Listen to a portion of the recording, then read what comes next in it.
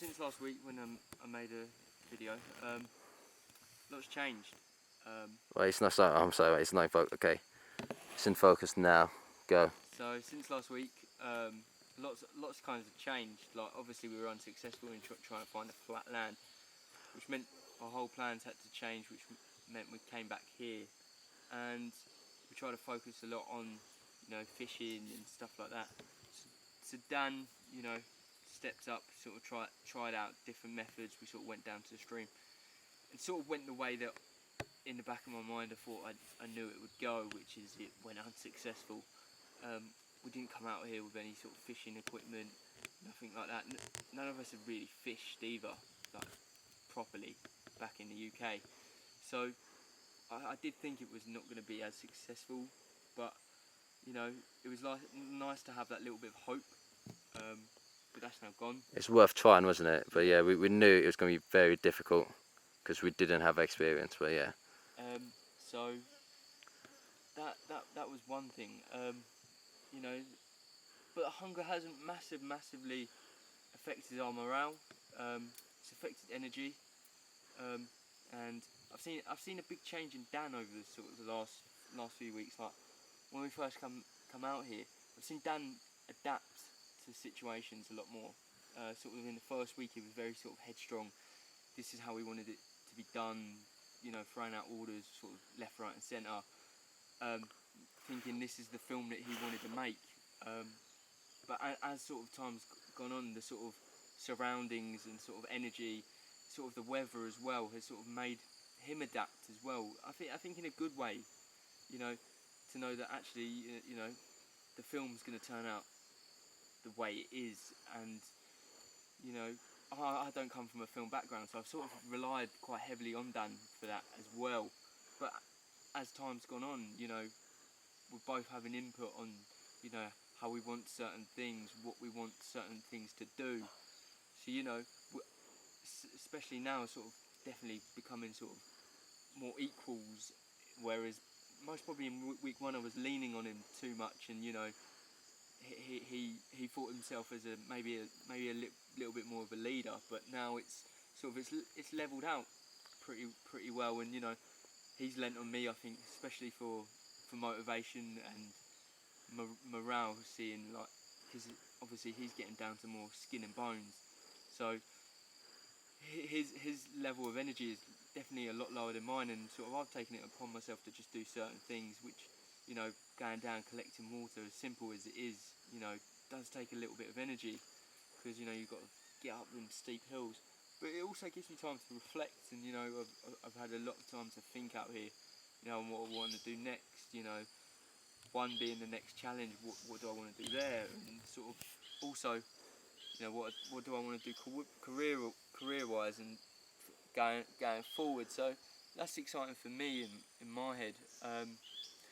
But the one thing I still can't control is, one, the weather. It's become a lot more unpredictable since sort of last week. It was very predictable in the first week. Come 7 o'clock it would rain. It would go on for a few hours, but over the last week, it's some days it hasn't rained, some days it does, some days it's rained all day, and that I suppose is us getting more into the monsoon season, and sort of what we were trying to facilitate before we came out here was we were thinking that it would be raining all the time, but actually when we came out here it was a lot hotter than we anticipated. I still can't get, scratching all the time, so I can't control bugs. But Wednesday last week I was almost ready to throw in the towel. My body had got really cold. I thought, what am I doing out here? What am I gaining from this? And actually, what I'm gaining from this is quite a lot, to be fair. One, more sense of character. But two, it's a story to tell. So I tried to plough through. We came up with different ways. It's about surviving. So we've used certain stuff that, okay, you might not have in a certain survival aspect, but we had brought them along, so we were going to use them in different ways. One being the bin bag at night. One, it's meant that I'm now keeping in body heat, but it's allowed Dan to use sort of it's almost like this material blanket, for him to use It's that an by emergency himself. foil. Yeah, emergency blanket. Emergency foil. Emergency foil blanket for him to use by himself, which has meant that actually we've both gained. You know, we're both keeping a little bit warmer. It's now getting to a stage where we might have to rethink that, because it's now getting to a stage where it's getting even colder. But you know, we are adapting, and I'm trying to count down the days, and you know, I'm working in percentages. You know, we're 75% of the way through this whole thing now. Got 25% to go, 5% every day. You know, we're nearly there. You know, and my stomach knows that. I know that. It's about counting down the hours. We're sort of running out of things, you know, to fill our day with, because we're not fishing. Didn't want to exhaust that energy. We've got a long trek ahead of us come Sunday, so it's about building ourselves up. We're going to smash a diet of bugs up until then. We're going to try and get a little fire going to boost morale. Maybe get some warm water in us as well. I think, you know, that will give our body a great boost. It's about just continuing the way we've been going, because you know it's been successful. You know, we haven't failed. You know, we haven't had to give up. You know, we've both shown great sense of character. You know, and I think we've got this. And you know, it'd be interesting to see once we finish this, where we can take on maybe next journey. You know, can we step it up a gear? Can we, you know, do stuff differently? And I'm looking forward to it. Yeah, so this whole kind of project's been very interesting. Kind of learned a lot of things out here so far. One of the main things as well is kind of find that balance between like risk and recklessness, essentially. Because you know, risk and recklessness are two completely different things.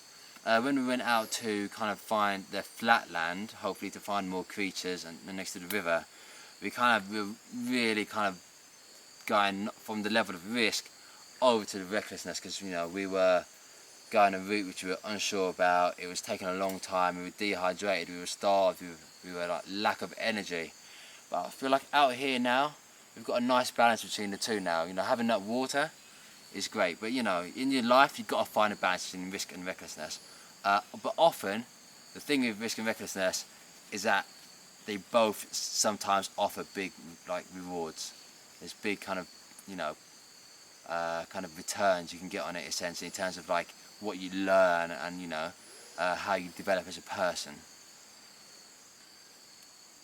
Kind of recently we've been spending more and more time in bed, I guess, or I say in bed, but we've been spending more and more time in a shelter, kind of going into there early, well, a lot of times because of rain, and then essentially getting out there a bit later in the morning.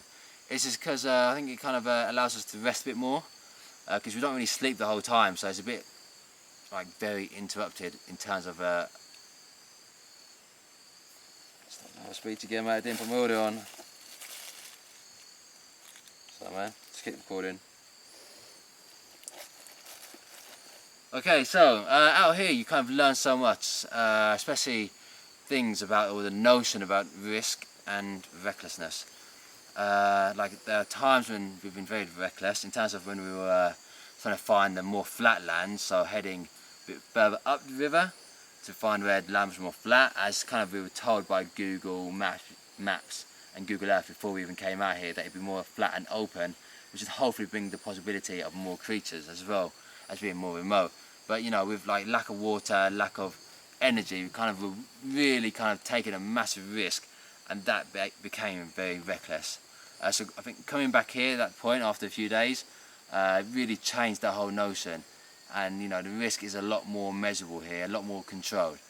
The thing about like risk and recklessness is that often it can bring big rewards to yourself and kind of pay you back in terms of the way you grow as a person and what you can achieve. So it's kind of always tempting to kind of go against that.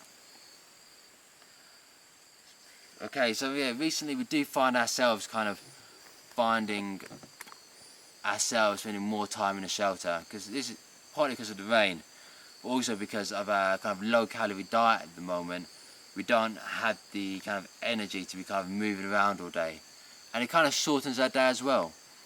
We spend less time out in the daylight, which means, you know, it's a shorter day and we get back to our shelter a bit early and we wake up a bit later and get out there a bit later. But because, you know, we're not eating too much food, we need to slow down our metabolism. And the best way to slow down your metabolism is to kind of stop moving. So lying down is probably one of the best things you can do in order to do that. Because at the end of the day, we do have potentially like a 4-hour trek out of here just to find people, and that's going to require a lot of energy. We've got a lot of gear to carry. We haven't got anybody carrying it for us, unfortunately. We don't have any kind of car planned or any way to get out other than walking, so it's going to be quite a big trek, and we need the energy for that. And that is, you know, that is our main thing at the moment. That's our main challenge that's going to be coming up, being able to make that trek. Personally, I found James to be a massive source of inspiration out here. He's got a lot of energy. You know, there's times when we both feel, at different times, we both feel low. There's times when we feel high. I feel like when I was moving, trying to go down a stream, I got a lot of high energy. And when I'm kind of not moving too much, and when I'm doing like the meticulous parts of this kind of whole project, just like changing SD cards, my motivation goes low. But definitely having 2 people out here definitely makes it a lot easier in terms of having that kind of motivation and kind of that drive to keep on going, because you keep each other going strong. And definitely he's a very strong character, and he's like, ultimately he's got a lot of positivity about him. He's never given up. He's never really shown really much any kind of weakness or anything like that. He's never really been down for too long.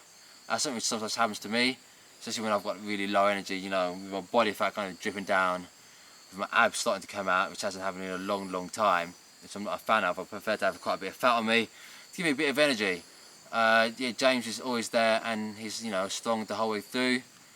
And yeah, you know, he likes to sleep like we all do, but I like to sleep as well. So yeah, it's definitely great having him out here. I wouldn't want anyone else out here.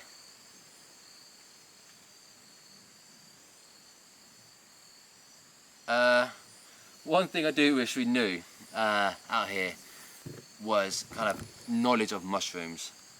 There are mushrooms in all places, but so many are poisonous that there's no point in risking eating any of them. If you had like a deep knowledge of mushrooms, we'd be able to have more food and to eat. You know, if we understood fungi a lot more, you know, there'd be kind of a bit more sustenance. But you know, that kind of happens. But you know, a lot of it's going to be poisonous anyway, so you know, we don't even touch it, we don't even get close to it, because it's not really worth it in the end. Coming up to these kind of late stages, we are kind of having to get ourselves a daily routine, because you know, we've proven that you can survive out here for like a decent period of time, but because we get into the later stages, we're kind of getting ready to go, you know, the end's in sight, and we kind of have to have a daily routine of getting things done, you know, getting water, getting ourselves clean, things like that. The routine will kind of keep us a bit more sane and kind of fill out our day a bit more, rather than just kind of sitting around and just kind of filming videos as much as we can.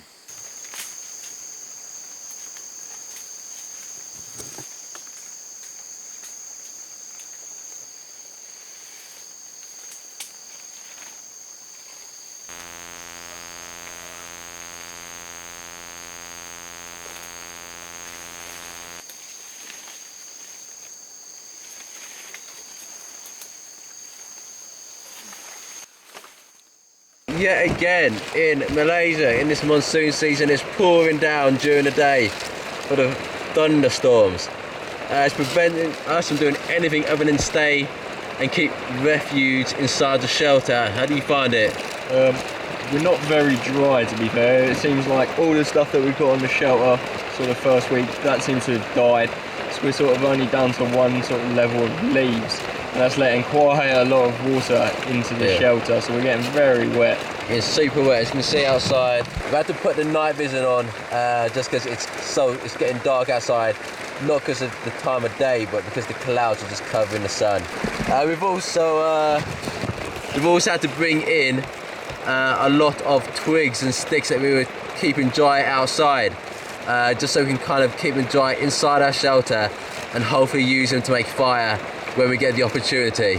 Here we go, just another time lapse of us kind of repairing our shelter after it was, storming during the day.